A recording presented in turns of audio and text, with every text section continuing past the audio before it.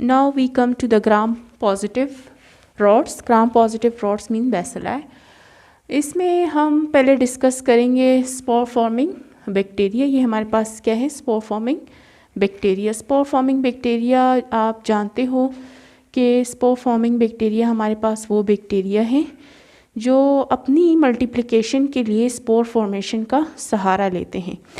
यानी कुछ बैक्टीरिया ऐसे हैं जो बाइनरी फिजन से मल्टीप्लाई होते हैं और कुछ बैक्टीरिया हमारे पास ऐसे हैं जो अपनी मल्टीप्लिकेशन के लिए क्या करते हैं? स्पोर फॉर्मेशन का सहारा लेते हैं। यानी इनकी एडल्ट फॉर्म स्पोर बनाती है और ये जो स्पोर है वो आगे से एक नया बैक्टीरिया बनाता है। तो स्पोर फॉर्मिंग में हमारे पास दो इम्पॉर्टेंट बैक्टीरिया है, बैसिलस और क्लोस्ट्रीडियम। तो पहले हम बैसिलस को डिस्कस करते हैं। बैसिलस में हमारे पास है पहला बैसिलस सीरस। बैसिलस सीरस जो है ये प्रोड्यूस करता है फूड पॉइजनिंग। फूड पॉइजनिंग ये जो होता है ये ज़्यादातर आपके अनईटन फूड पर जो है टॉक्सिन रिलीज़ करता है। और ये फूड पॉइजनिंग हमारे पास जो ज़्यादातर होता है ये किस वजह से होता है? आपके चाइनीज़ राइस या फ्राइड राइस की वजह से। तो आपने यहाँ याद रखना है इस सी से आपने याद रखना है चाइनीज़ राइस।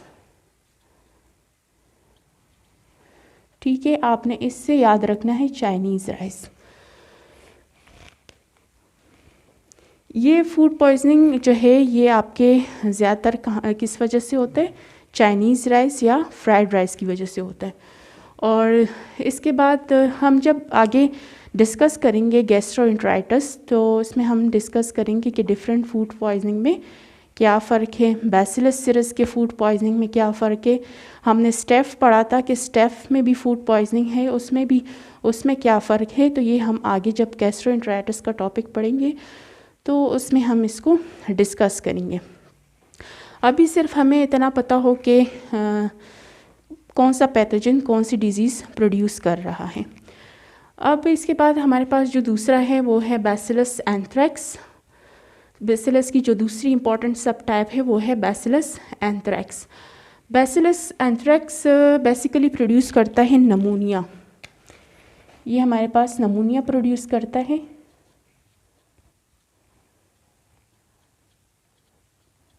और इस नमूनिया को एंथ्राकोसिस भी कहा जाता है।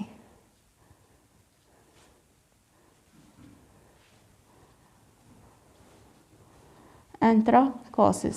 9/11 के बाद दुनिया में ढेर सारी चीज़ें मशहूर हुई और वहाँ पे बैसिलस एंथ्रैक्स ने भी मशहूरी हासिल की थी एज अ बायोलॉजिकल वेपन।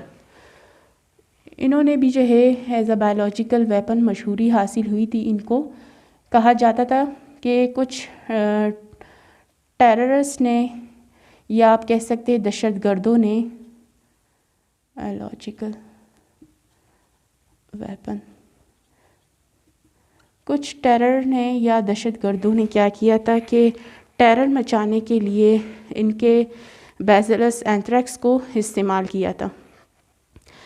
यानी इनके ये होते स्पोर फॉर्मिंग बैक्टीरिया है और ये ज़्यादातर आपके पास होते हैं कैटल की वूल के अंदर होते हैं, शीप की वूल में पाए जाते हैं।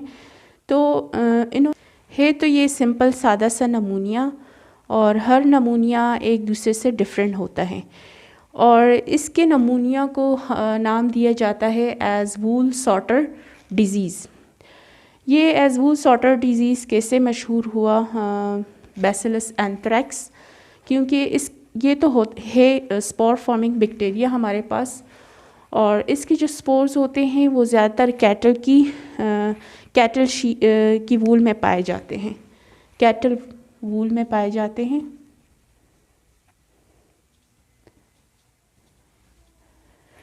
यानी शीप के वूल के अंदर जो है ये मौजूद होते हैं। और कुछ शरारती लोगों ने क्या किया था कि इसके जो स्पोर्स थे वो जो है लेके उसे लेटर में पैक किए और बड़े बड़े इंस्टीट्यूशन में भिजवा दिए। और बड़े बड़े इंस्टीट्यूशन यानी वर्ल्ड बैंक और पेंटागन वगैरह, CIA वगैरह वहाँ भिजवा दिए। जब वहाँ अब आगे जाके जब उन्होंने वर्ल्ड बैंक के प्रेसिडेंट ने इसे खोला या किसी FBI के डायरेक्टर ने खोला वो लेटर, या किसी CIA के चीफ ने खोला वो लेटर, तो उन्होंने इनहेल कर लिए वो स्पोर्स। अब जब आम रूटीन में आपके पास आते हैं क्वेश्चंस बैसिलस एंथ्रेक्स के, तो क्वेश्चन आपके पास यही आएगा ना कि अ कैटल हैंडलर या अ फार्म वर्कर या बटेर हैज़ प्रेजेंटेड विथ नमूनिया। तो उस टाइम दिमाग में आप ये सोचते हो कि मोस्ट लाइकली ये क्या हो सकता है, बैसिलस एंथ्रेक्स। अब जब वो नमूनिया के साथ आएगा तो आप यही सोचोगे ना कि ये हो सकता है बैसिलस एंथ्रेक्स की वजह से। लेकिन कोई बंदा जो मर्सिडीज से उतर कर आ रहा हो, पेंट कोट टाई उसने पहना हुआ हो, तो आप उसमें बैसिलस एंथ्रेक्स तो नहीं सोचते। आप उस वक्त ये नहीं सोचते कि ये हो सकता है बैसिलस एंथ्रेक्स हो सकता। बहरहाल शोर इस बात पर मचा कि ये ब्लू कॉलर्ड वाला बंदा जो है एज एंथ्रेक्स डिजीज़ कैसे आया। तो उस टाइम ये जो है एज अ बायोलॉजिकल वेपन्स ये मशहूर हुआ। अब आगे हमारे पास है नेक्स्ट क्लोस्ट्रीडियम, और क्लोस्ट्रीडियम के हमारे पास तीन चार इम्पॉर्टेंट सब टाइप है। इसमें जो पहला है आपके पास clostridium tetani. Clostridium tetani produce tetanus, और ये टेटनस आपकी जो रोड ट्रैफिक एक्सीडेंट के केसेस आते हैं उसमें TT का इंजेक्शन लगता है। तो ये आपके पास इम्पॉर्टेंट सब टाइप है आपके पास किसकी, टेटनस की, और ये क्या करता है, प्रोड्यूस करता है टेटनाई की, और ये प्रोड्यूस करता है टेटनस। अब हमारे पास दूसरा है क्लोस्ट्रीडियम परफ्रेंजिस, और क्लोस्ट्रीडियम परफ्रेंजिस को क्लोस्ट्रीडियम वेल्शाई भी कहा जाता है।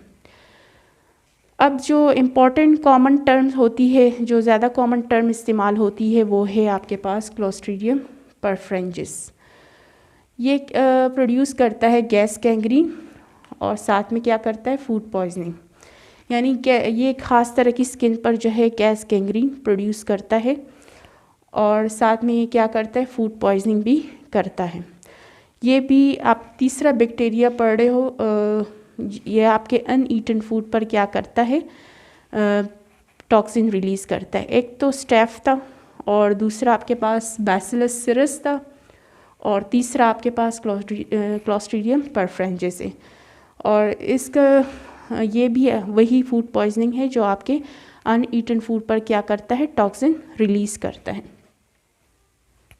जो थर्ड टाइप है वो आपके पास है क्लोस्ट्रीडियम ब्यूचुलिज्म। क्लोस्ट्रीडियम ब्यूचुलिज्म प्रोड्यूस करता है ब्यूचुलिज्म, और ब्यूचुलिज्म भी आपके पास एक टाइप ऑफ फूड पॉइजनिंग है। ये जो है फूड पॉइजनिंग, इसमें आपको कोई साइन और सिम्टम्स नहीं मिलते विदाउट GIT अपसेट, मतलब इसमें आपको कोई साइन और सिम्टम्स नहीं मिलते। इसमें वोमिटिंग, डायरिया या गैस्ट्रिक पेन नहीं होता। इसमें जिसका जो साइड ऑफ अटैक है वो है न्यूरोमस्कुलर जंक्शन NMJ। इसमें आपको मिलता है मस्कुलर पैरालिसिस। मस्कुलर पैरालिसिस किस वजह से होता है, जब आप contaminated tin pack food ingest करते हो, और ये ज़्यादातर इनके जो स्पोर्स होते हैं वो कंटेमिनेटेड टिन पैक फूड में होते हैं। जब आप उसे इंजेस्ट करते हो तो GIT से उसके जो टॉक्सिन है वो ब्लड में एंटर होते हैं, ब्लड स्ट्रीम के ज़रिए वो पहुंचते हैं न्यूरोमस्कुलर जंक्शन में। NMJ stand for neuromuscular junction. ये वहाँ पहुंचकर जो है वहाँ इनहिबिट करता है एसिटाइल कोलिन को। एसिटाइल कोलिन को इनहिबिट करेगा तो आपको इस केस में मिलता है मस्कुलर पैरालिसिस, जिसे आपने यहाँ पे BOT से याद रखना है, बोतल, BOT, इससे आपने याद रखना है बोतल। इससे आप बोतल को पीते हो वो ऊपर से नीचे की तरफ कम होने लगता है। तो इसी तरह आपको जो साइन और सिम्टम्स है वो भी आपको ऊपर बॉडी के अपर पार्ट से नीचे पार्ट की तरफ आपको साइन और सिम्टम्स मिलते हैं। तो अभी आपने ये बात याद रखना है कि इस केस में आपको मिलता है मस्कुलर पैरालिसिस।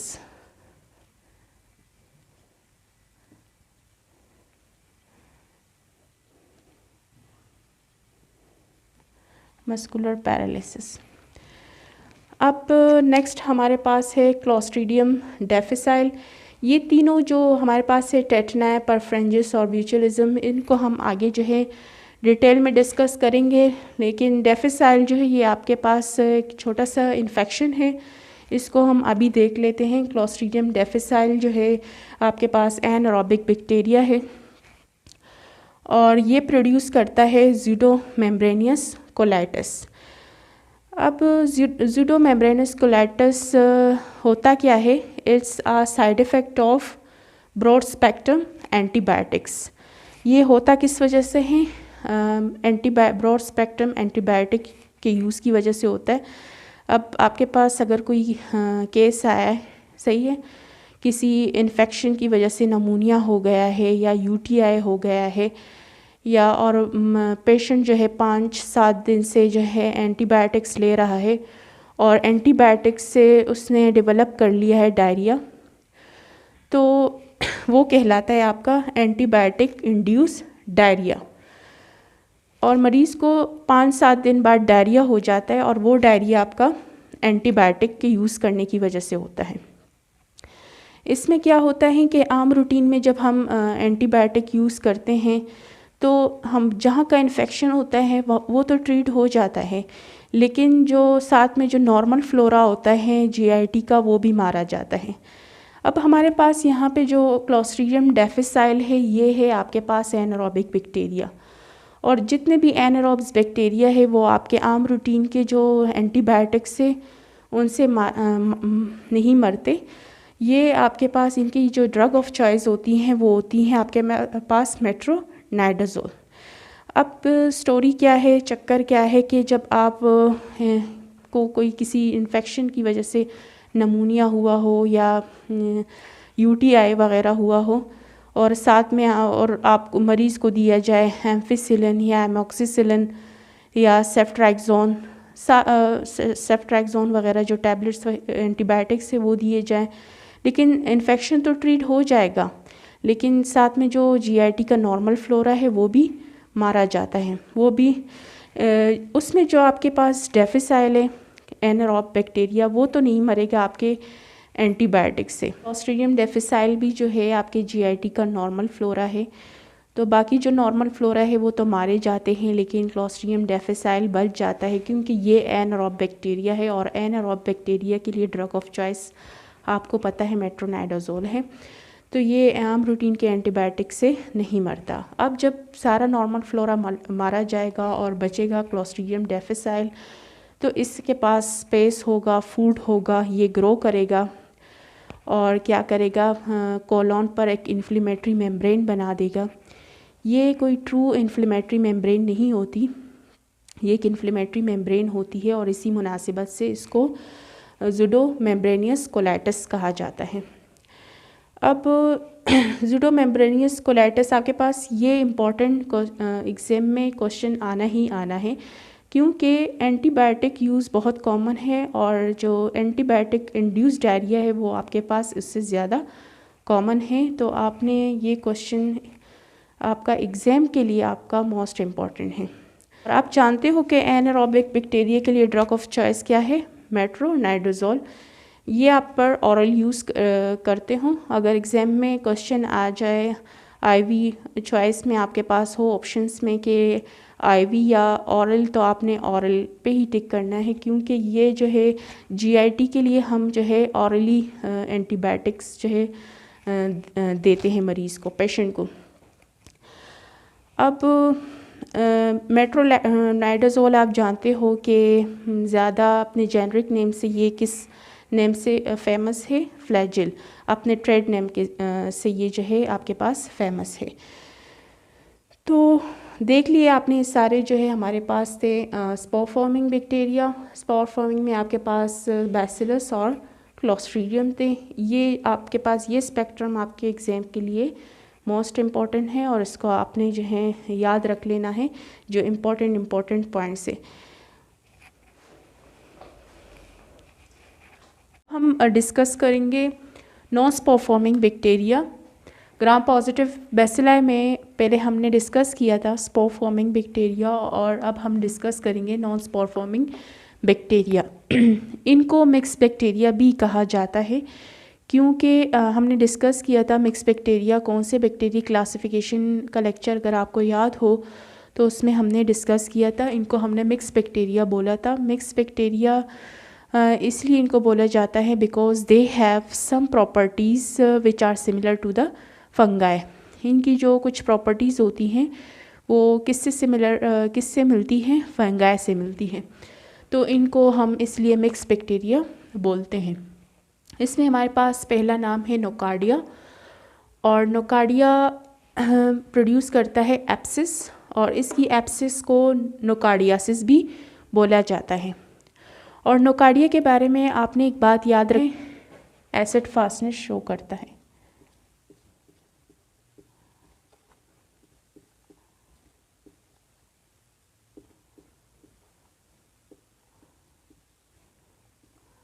बैसिलाई हमने अभी तक ये देखा था कि माइकोबैक्टीरियम जो है हमारे पास एसिड फास्ट बैसिलाई है, लेकिन नोकार्डिया भी जो है एसिड फास्टनेस शो करता है।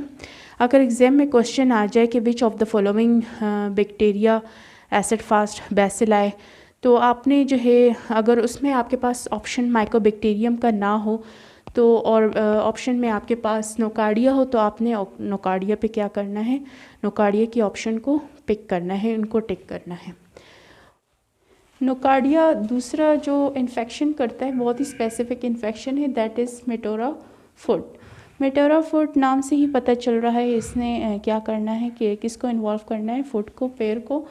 और यहाँ पर आपके पास पेशेंट आता है बहुत ही क्लासिफिकल प्रेजेंटेशन के साथ और आके रखता है अपना पैर आपके सामने और आपसे कहता है, जो अच्छा खासा इन्फ्लेम होता है, और आपसे कहता है कि पैर में से वाइट वाइट सी कोलियाँ निकल रही हैं, और इन्फ्लेमेशन की वजह से जो कैल्सिफिकेशन होती है और उसमें उसके अंदर बढ़ना शुरू हो जाती हैं वाइट कैल्सिफाइड ग्रेन्यूल्स। तो ये छोटे छोटे इन्फेक्शन जो है आपको पता होने चाहिए एग्ज़ाम के पॉइंट ऑफ व्यू से। So it is characterized by the formation of white calcified granules. और इसके पास जो दूसरा है हमारे पास actinomycosis. Non spore forming bacteria में हमारे पास दूसरा बैक्टीरिया जो है वो है एक्टिनोमाइकोसिस। एक्टिनोमाइकोसिस पैथोजन का नाम भी हमारे पास क्या है? एक्टिनोमाइकोसिस। और डिजीज़ भी जो ये प्रोड्यूस करता है वो भी एक्टिनोमाइकोसिस कहलाती है। डिजीज़ जो ये प्रोड्यूस करता है वो भी क्या कहलाती है? एक्टिनोमाइकोसिस। और एक्टिनोमाइकोसिस इन्वॉल्व करता है आप स्किन को और फीमेल जेनिटल ट्रैक्ट यानी पेल्विक ऑर्गन को ये क्या करता है? इन्वॉल्व करता है। अब एक्टिनोमाइकोसिस स्किन का हो या पेल्विक ऑर्गन का, actinomycosis is a sulphur producing bacteria. ये इसमें जो होती है प्रोडक्शन होती है आपके पास येलो ग्रेन्यूल्स की। अगर आपके पास केस आए कि फ़ीमेल आई है पर वेजाइनल डिस्चार्ज के साथ और साथ में येलो ग्रेन्यूल्स है, तो that is the case of actinomycosis. या स्किन का केस हो कि स्किन एक पेशेंट आया है और स्किन पे जो है इन्फ्लेमेशन है और साथ में जो है येलो ग्रेन्यूल्स बाहर आ रहे हैं, तो वो that is the case of actinomycosis. तो ये इन दोनों केसेस में आपके पास क्या होगा? याद रखना है आपने कि येलो ग्रेन्यूल्स, इसमें आपके पास जो है येलो ग्रेन्यूल्स बनते हैं। अगर पर वेजाइनल डिस्चार्ज है साथ में येलो ग्रेन्यूल्स है तो एक्टिनोमाइकोसिस है। और अगर स्किन पे जो है इन्फेक्शन है या इन्फ्लेमेशन है तो और जो है साथ में जो है आपके पास येलो ग्रेन्यूल्स बाहर आ रहे हो तो that is the case of actinomycosis. और सल्फ़र आपको पता है कि येलो कलर का होता है, तो यहाँ पे क्या होते हैं आपके पास? येलो ग्रेन्यूल्स बनते हैं। अब आगे पास जो तीसरा आपके पास है बैक्टीरिया नॉन स्पोर फॉर्मिंग में, दैट इज़ कुराइनी बैक्टीरियम। कुराइनी बैक्टीरियम में आपके पास जो इम्पोर्टेंट टाइप है दैट इज़ डिप्थीरिया। डिप्थीरिया आपके पास बच्चों की पैदाइश के बाद 6-7 ख़तरनाक बीमारियों में होने वाले बीमारियों में आपके पास एक बीमारी है, और इसके ख़िलाफ़ जो है ना हर बच्चे को इम्यूनाइज़ करना इम्पॉर्टेंट है। अब आपके पास जो दूसरी है कुराइनी बैक्टीरियम की subtype, that is corynebacterium acnes. और कुराइनी बैक्टीरियम एक्नी ये इन्वॉल्व करता है आपके फेस को। ये कॉमन इन्फेक्शन है स्किन का, और यहाँ पे इन्वॉल्व होता है फेस, और इसको हम एक्नी वल्गैरिस भी कहते हैं। ये एक्नी वल्गैरिस भी कहलाता है। और ये पैथोजन आपके पास कहाँ पे पाया जाता है? जो पैथोजन है ये आपके पास सेबेशियस ग्लैंड्स में या आपके पास सिबम में पाया जाता है। ठीक है, तो corynebacterium acnes is responsible for common skin infection which affect face. और जो है आपके पास क्या है, ये क्या कहलाता है? Acne vulgaris, which is known as acne vulgaris. और आपको मैंने बताया था कि ये पैथोजन सेबेशियस ग्लैंड्स में या सिबम में पाया जाता है। तो the treatment is not fair and lovely. अगर आप कोई वाइटनिंग क्रीम लगाओगे तो वो जो है उल्टा आपके जो एक्नी है उसको और भी ज़्यादा बढ़ाएगा। तो आप अगर एक्नी के साथ किसी डॉक्टर के पास जाओगे तो वो आपको फर्स्ट लाइन एंटीबायोटिक ही रिकमेंड करेंगे। अब आते हैं हम नो स्पोर फॉर्मिंग में, जो फोर्थ वन है दैट इज़ लिस्टेरिया। और लिस्टेरिया प्रोड्यूस लिस्टेरियोसिस। लिस्टेरियोसिस ये टाइप है आपके पास न्यूनेटल मेनिंजाइटिस की। न्यूनेटल में ये क्या करता है? लिस्टेरिया भी एबिलिटी रखता है मेनिंजाइटिस प्रोड्यूस करता है ये भी। और जैसे बाकी पैथोजन मेनिंजाइटिस प्रोड्यूस करते हैं तो लिस्टेरिया भी आपके पास क्या करता है? मेनिंजाइटिस प्रोड्यूस करता है। और ये मेनिंजाइटिस क्या है? न्यूनेट्स में। न्यूनेटल मीन्स जो फर्स्ट 4 वीक बेबी होते हैं उनमें होता है ये मेनिंजाइटिस, तो इसलिए हम इसको न्यूनेटल मेनिंजाइटिस के। अगर आपके पास केस आए और केस ऐसा हो कि a 2 days old baby has presented with fever, neck stiffness and fits, mother के जो हिस्ट्री हो वो है eating cheese, mother has history of eating cheese. जो जितने भी डेयरी प्रोडक्ट्स होते हैं आपके पास, डेयरी प्रोडक्ट्स, उसमें आपके पास होता है लिस्टेरिया।